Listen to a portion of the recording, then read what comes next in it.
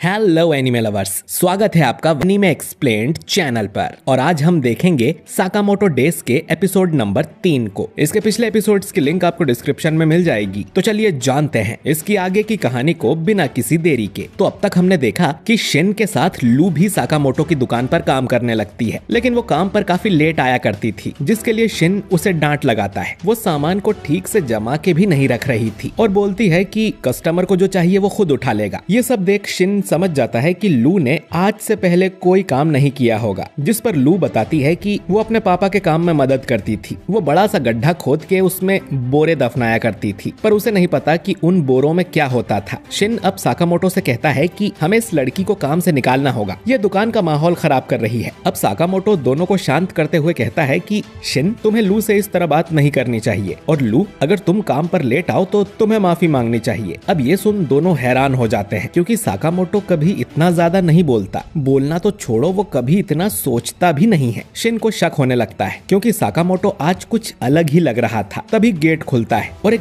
दूसरा साकामोटो दुकान के अंदर आ जाता है, और दो साकामोटो को देख लू और शिन चौंक जाते हैं। अब ये दूसरा साकामोटो चुपचाप जाकर अपनी कुर्सी पर बैठ जाता है और अखबार पढ़ने लगता है, यानी कि ये ही असली साकामोटो है। नकली साकामोटो अब उसे चाकू मारने की कोशिश करता है, लेकिन असली उससे बच जाता है और फिर एक नाइफ उठा के नकली साकामोटो की गर्दन पे रख देता है। दोनों अब अपने हथियार पीछे कर लेते हैं और साकामोटो कहता है कि बड़े दिनों बाद मुलाकात हुई नागुमो, और वो नकली साकामोटो अपने असली वाले रूप में आ जाता है। इसका नाम नागुमो है और इसके पास ये एबिलिटी है कि ये किसी का भी रूप ले सकता है। और तो और शिन इसका माइंड भी रीड नहीं कर पा रहा था। नागुमो अब इन दोनों को बुद्धू बनाने के लिए इन पर हंसने लगता है, जिसके लिए वो इसके सिर पे एक लड्डू उगा देते हैं। नागुमो अब इन्हें बताता है कि वो सामने वाले सुपरमार्केट में काम करता है और साकामोटो का दोस्त है, और वो सिर्फ 18 साल का है, लेकिन इनके सामने तो कोई सुपरमार्केट था ही नहीं। अब साकामोटो बताता है कि ये एक हिटमैन है, हम साथ काम करते थे, और ये 27 साल का है। यानी उसने फिर से लू और शिन को झूठ बोला था। वो फिर से उसकी धुलाई करते हैं और एक कुर्सी से बांध देते हैं। नागुमो बताता है कि साकामोटो के सिर पे इनाम रखा गया है, पूरे 1 बिलियन येन का।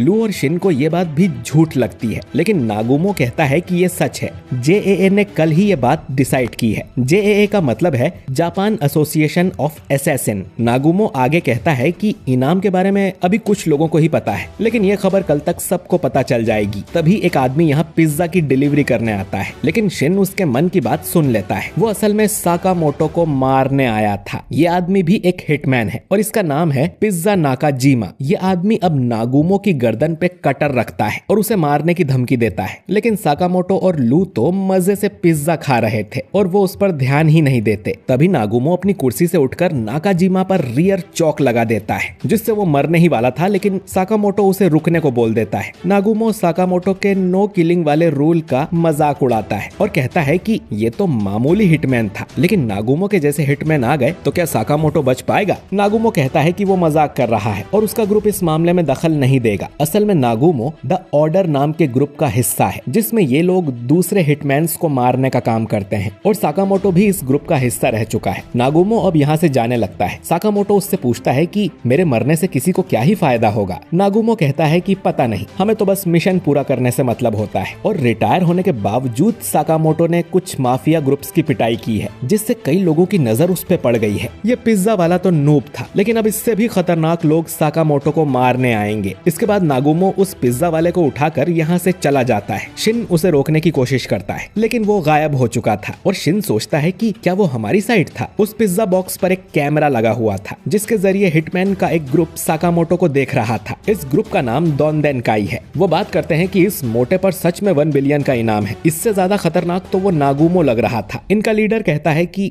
हमें साकामोटो को कम नहीं आंकना चाहिए और उसे मारना इतना आसान नहीं होगा। आखिर वो ऑर्डर ग्रुप का हिस्सा था। बाकी लोग कहते हैं कि ऑर्डर तो बस सुनी सुनाई कहानी है और ऐसा कोई ग्रुप नहीं होता था, और वैसे भी साकामोटो को रिटायर हुए 5 साल हो गए हैं, तो उसे मारना इतना मुश्किल नहीं होगा। तभी साकामोटो कैमरे की तरफ गन पॉइंट करता है और उन सबसे कहता है कि अगर तुम मेरा पीछा करते रहे तो मैं तुम्हें नर्क की सैर करवाऊंगा। इतना कह के वो कैमरे को शूट कर देता है। अब शाम को शिन और साकामोटो बात करते हैं कि कुछ दिन उन्हें छुप कर रहना चाहिए, पर तभी साकामोटो की वाइफ और बेटी यहाँ आ जाते हैं और वो कल के लिए बहुत एक्साइटेड थी। और अब साकामोटो को याद आता है कि कल तो उसे इन दोनों को थीम पार्क में घुमाने ले जाना था। अगले दिन ये सभी थीम पार्क में जाते हैं और अलग अलग राइड्स में बैठने लगते हैं। साकामोटो और लू को तो राइड्स पर बैठने में बहुत डर लग रहा था। हाना कहती है कि ये पार्क बहुत बड़ा है और इसमें शुगर बनी नाम का एक मैस्कॉट है जो कि उसे बहुत पसंद है और आज ये लोग बहुत मजे करेंगे। वहीं साकामोटो को चिंता हो रही थी कि यहाँ कोई और उस पर अटैक ना कर दे। शिन अब लू से कहता है कि उनका आज का मिशन साकामोटो को प्रोटेक्ट करना है और ये भी कि उनकी फैमिली अच्छे से एंजॉय कर सके। लू पूछती है कि यहाँ तो इतने सारे लोग हैं, हमें पता कैसे चलेगा कि इनमें दुश्मन कौन है। अब शिन बताता है कि उनके आसपास अभी तो कोई दुश्मन नहीं है। वो अपने आसपास के 30 मीटर की रेडियस तक सभी लोगों के दिमाग पढ़ सकता है। अगर कोई मर्डर करने के इरादे से आता है तो उसे पहले से ही पता चल जाएगा। अब लू कहती है कि क्या तुम मेरा माइंड भी पढ़ते हो ठरकी? शिन कहता है कि ऐसा नहीं है, उसे माइंड रीड करने के लिए बहुत कंसंट्रेट करना पड़ता है, जैसे कि किसी रेडियो का सिग्नल मिलाना हो। अब अचानक ही शिन को पता चलता है कि उनकी तरफ एक दुश्मन आ रहा है। वो माइक के जरिए साकामोटो को बता देता है इस हिटमैन का नाम कूरी है जो कि सफाई वाला बन के आया था। लू हाना और एओई का ध्यान भटकाती है क्योंकि उन्हें इस सब के बारे में पता नहीं चलना चाहिए। इसके बाद वो हिटमैन साकामोटो के पास आते ही उस पे हमला करने की कोशिश करता है, लेकिन साकामोटो उसी की पेन निकालकर उसी की छाती में घुसा देता है, वो भी बिना देखे। लू और शिन तुरंत उसकी बॉडी को एक डिब्बे में डाल के यहाँ से ले जाते हैं और देखते हैं कि साकामोटो ने इस आदमी पर जानलेवा हमला नहीं किया था और ये बच जाएगा। अब एक दूसरा हिटमैन तात्सु